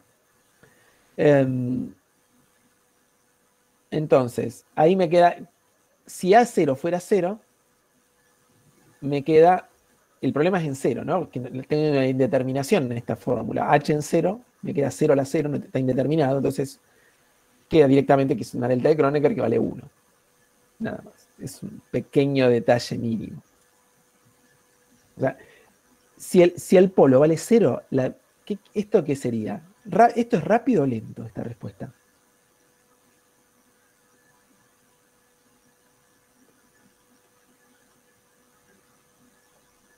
Esta respuesta acá. ¿Instantánea sería? Instantánea, claro, es rapidísima, instantánea. Esto es, la respuesta toma su valor y listo, ya está. En t igual a 1 ya está definido, ya está en el valor final. O sea, en h en 0 vale el valor inicial, h en 1 ya vale el valor final y queda para siempre así. Bien. Esto sería rapidísimo, digamos.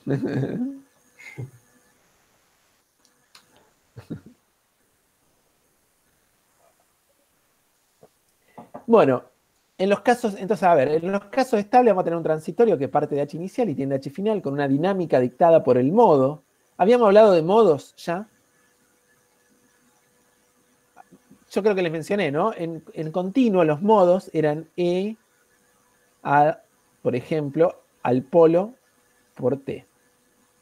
Esto es en continuo. En discreto los módulos, P elevado a la K es el modo. Estos son modos. O sea, vamos a llamarle, creo que lo nombramos. Los modos sería la parte dinámica de la respuesta. La parte que cambia con el tiempo. Bueno, este modo va a ser distinto. Ojo, acá aparece una diferencia, que esto no aparece en tiempo continuo, que importa el signo del polo. Si el polo es positivo, ¿sí? El polo acá, polo es menos, A0 es el coeficiente, ¿no? El polo es menos A0. Si yo tengo un polo positivo a la K, ¿cómo es la respuesta? Menor que 1, pero positivo. O sea, imagínense, yo tengo 0,5 elevado a la K.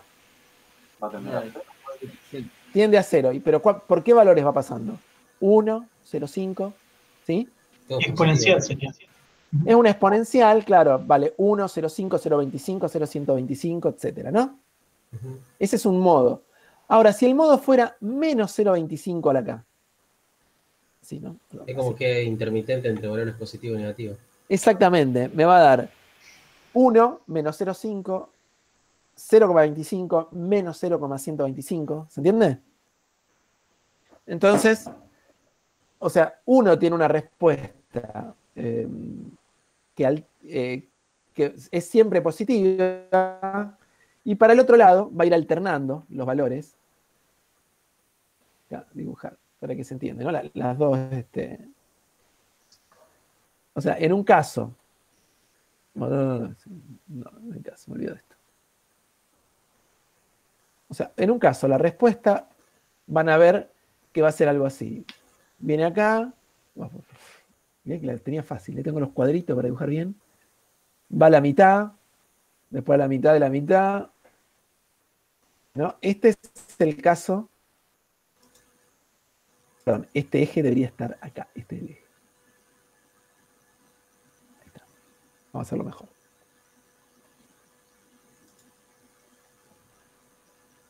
Ahí estamos. Y está bien, este sería el caso del polo mayor que 0. Menor que 0, ¿cómo sería la respuesta? Arranco de 1, 0,5.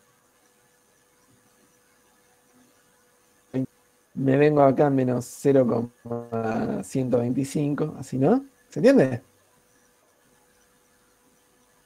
Sí. Esto es el polo menor que 0.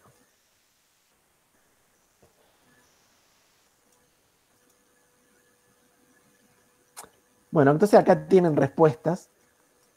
Acá las hice tan horrible. No sé, seguramente aprendieron a usar para graficar cosas en tiempo discreto, en sistema de señales 1. Barritas, ¿no? Sí, sí. Bueno, yo lo odio a eso, pero igual lo hice así. Se ve una cosa, no se entiende nada. Lindo esto. ¿Qué esto? Sí, se entiende mejor. ¿Eh? Sí, no, yo detesto. Se entiende mejor. Sí, pero yo, viste, por dar continuidad con sistema de señales 1 y el significado de que solo está definida la respuesta en el tiempo discreto, tiene sentido graficar. Esto tiene sentido teórico, pero después no se entiende nada. Yo veo toda una raya que no sé si es un problema de astigmatismo o qué, pero se me cruzan todos, no entiendo nada de lo que se trata. O sea, traten de graficar de la otra forma. Por favor. Bueno, entonces fíjense, si esta respuesta sería lenta o rápida. Sí. Me parece que tendrían que estar más dispersas las líneas, porque están muy juntitas a nivel horizontal. Por eso Sí, el problema de visión. Sí, por eso. Pero bueno, el problema es que tengo poco espacio. Si no tengo que escribir, tendría que hacer 500 páginas del apunte con gráficas. Ese es el tema. Bueno, se entiende acá, si acá, esto es el polo positivo, ¿no? El coeficiente negativo implica polo positivo. P mayor que 0, acá P menor que 0. Primera cuestión, si el polo está cerca de la circunferencia unitaria, es lento. A medida que nos acercamos al origen, nos alejamos de la circunferencia unitaria, se hace más rápida la respuesta. Y lo mismo acá, lo único que acá son valores alternados, ¿no? Nos aparece ese fenómeno de que van para un lado y para el otro de la solución. Y lo mismo para acá. ¿Se sigue? Entonces, eso es fundamental tener en cuenta. Que la distancia a la circunferencia unitaria, o sea, si yo grafico la circunferencia unitaria, cuanto más cerca del origen estoy, más rápido, cuanto más cerca de la circunferencia estoy, más lento. Eso es fundamental, tener en cuenta eso en tiempo discreto. También podemos usar los teoremas de valor inicial y valor final. ¿Los conocen para la transformada Z? ¿Lo recuerdan?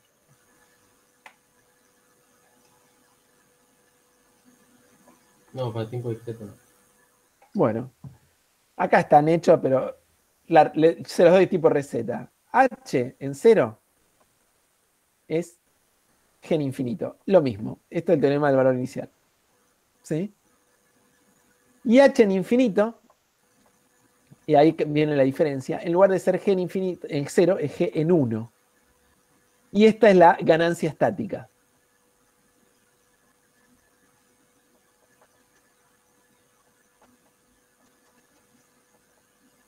¿Bien? Hice ganancia estática. Ojo con que este es para errarle siempre, ¿no? No es G en 0, sino G en 1. Y eso es como que era más lindo en continuo, porque en continuo uno directamente, a hacer G en 0 se nos iba todo, a hacer G en 1 nos queda, fíjense, B1 más B0 dividido 1 más A0, nos queda una ecuación horrible. O sea, nos queda dependiente de todos los parámetros. Es más molesto, ¿no? Hay que despejar más cosas. ¿Está bien? Entonces, a ver, miren, tenemos una respuesta acá. A ver, ¿qué sistema será este? A ver qué podemos sacar de todo esto que vimos. Primero que va alternando, ¿puede ser? Sí. ¿Eso qué quiere decir? ¿Que el polo? Negativo. Negativo. Miren, y más aún, ¿cuánto respecto al valor final? Entre muestra y muestra, a ver a qué distancia va teniendo. El valor final parece ser 2, ¿no? Sí. Sí. Bueno, si eso lo hubiera hecho ver a la línea sería 2. Y la distancia, fíjense, acá es 1. Acá parece ser 2. 2. 1. Después parece ser acá 0,5. O sea, pregunta, ¿cuánto vale el polo?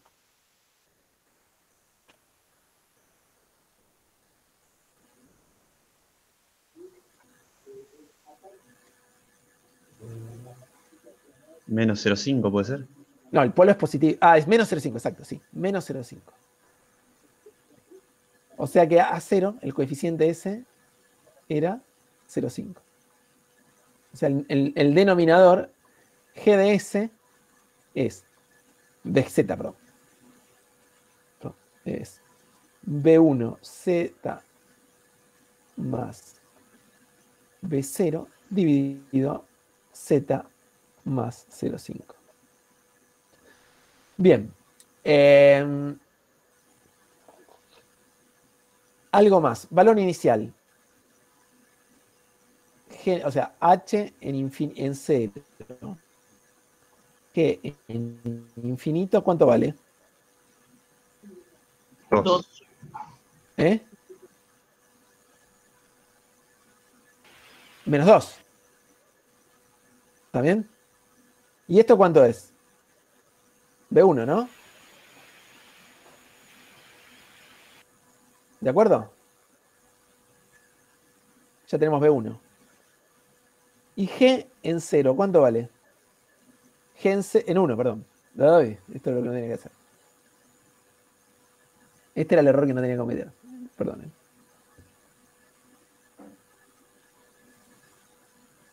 O sea, G en 1 es H en infinito. ¿Cuánto vale? 2.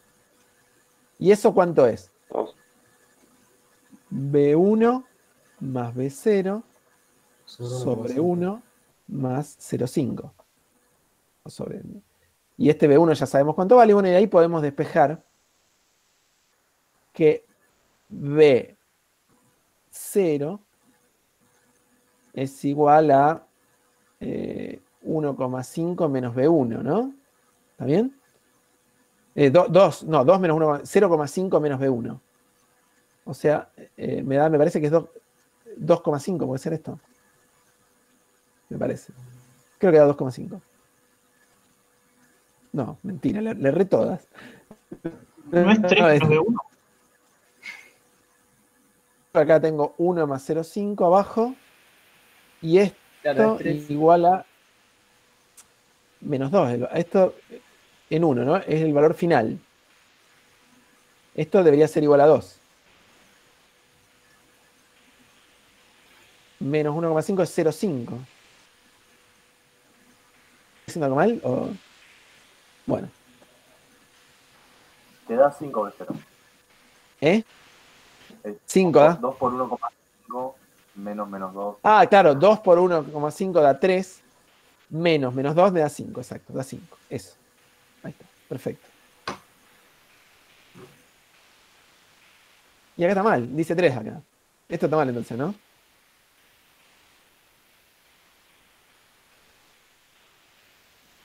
Sí, en el cuadernillo está bien escrito. Está bien en el cuadernillo. Acá, sí. En el punto está bien, ¿eh?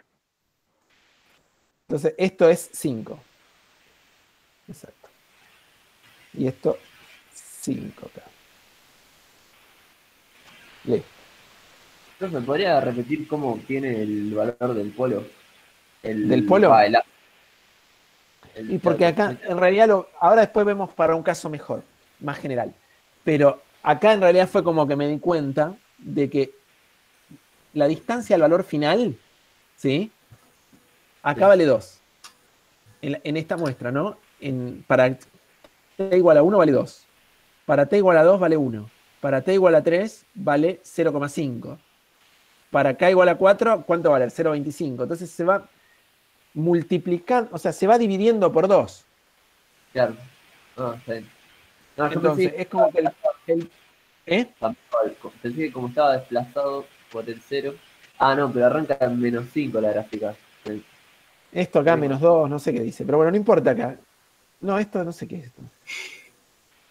Ah, menos 5 el tiempo. Sí, el tiempo. Claro, ahí lo vi mejor. Este es el 0, sí. Es como que se va, en la parte dinámica, cada muestra que va pasando, se va dividiendo por 2 el modo. Por eso es que es un medio. Y es negativo, ¿por qué? Porque va alternando los valores. Bueno, pero esto es un caso muy particular. En general, si tuviéramos una respuesta algo más general, qué sé yo, es como este caso, ¿no? Lo que estamos viendo, es exactamente esto. Pero si tuviéramos algo, no sé, una respuesta, miren. No sé, yo la dibujo medio así, cualquier cosa dibujo. Y vamos a ver qué puede ser. O sea, vamos a dibujarle como un envolvente, si quieren. Imagínense una, bueno, esto, créame, como que fuera una senoidal, ¿no? Y ahora le vamos a hacer perdón, sino cualquier cosa.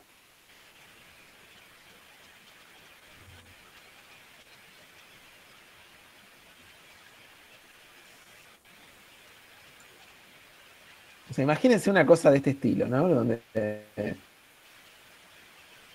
bueno, estoy haciendo cualquier cosa. Estoy dibujando horrible. Me cuesta un montón con el cosito este.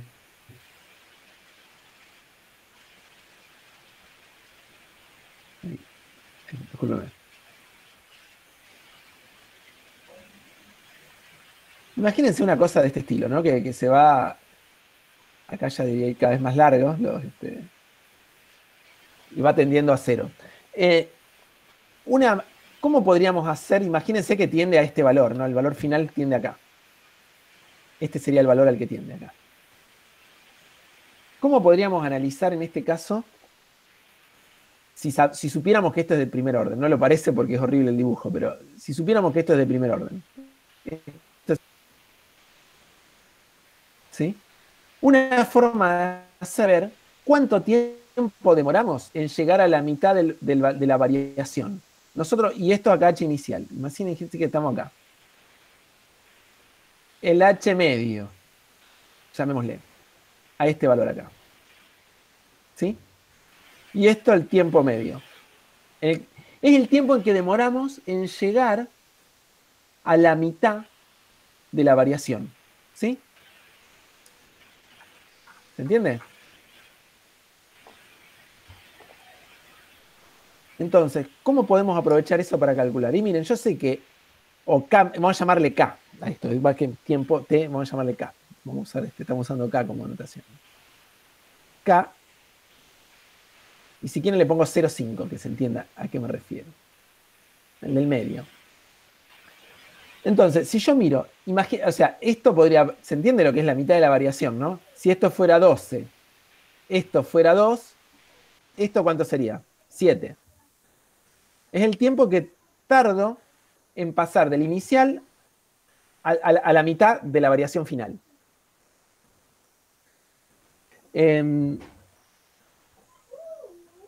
Entonces, ¿cómo podemos hacer? Miren, la cosa es simple. El polo elevado a km, ¿cuánto me tiene que dar? O a K05 que le llamé.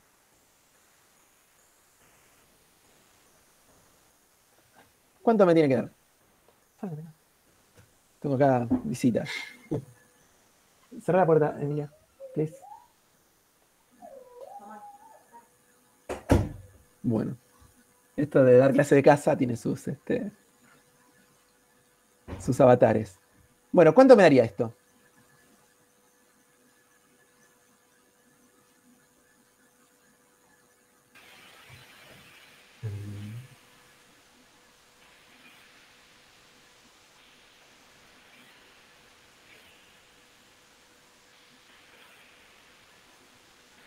¿Se dan cuenta? Sería H medio. No, porque es la variación, el polo. O sea, esto me da dando la variación. 0,5 me da. Esto me da 0,5. O sea, y esto acá, imagínense que esto fuera igual a 20. Después de 20 muestras, imagínense que llegue ahí. ¿Sí? Poner un número. ¿Sí? En K igual a 20 llegué a la mitad de la variación. Entonces P elevado a la 20 sería, ¿no? Acá vamos a ponerle número para ser concreto. Me da 0,5. ¿Cuánto vale P? Bueno, aplico logaritmo, ¿sí? Entonces me queda 20 por logaritmo de P, es logaritmo de 0,5, ¿sí? No, sí, 20 por logaritmo de P, bueno, y de acá lo terminan despejando, ¿no? O sea que el logaritmo de P es logaritmo de 0,5 dividido 20. Y P me queda E elevado al logaritmo de 0,5 sobre 20. Bueno, esta sería la... De ahí pueden despejar. O directamente, o sea, en realidad esto yo lo dije así, si no pueden hacer que P es la raíz 20 de 0,5, ¿no? Más fácil. Esto es más elegante matemáticamente, pero bueno, ¿por qué no? O sea, a la 1 sobre 20. O 0, no me gusta escribir raíz 20, es horrible. Mucho más fácil esto, ¿no? 0,5 a la 1 sobre 20. Así, en realidad, ¿para qué dar vueltas? Si no es más fácil. Bueno, entonces eso sería, digamos, la manera de determinar una respuesta en tiempo discreto. A ver, no, ¿qué estoy viendo acá? Acá tengo.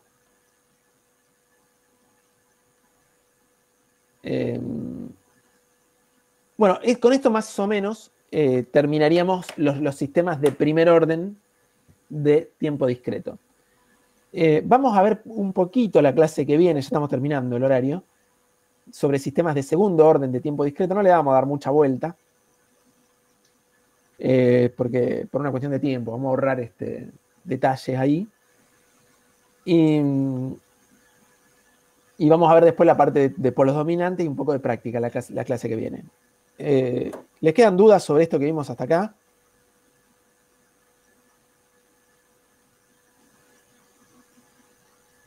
En el caso de que sea alternante, ¿lo analizamos como valor absoluto? Claro, o sea, claro, pueden hacer lo mismo con el... Claro, pueden hacer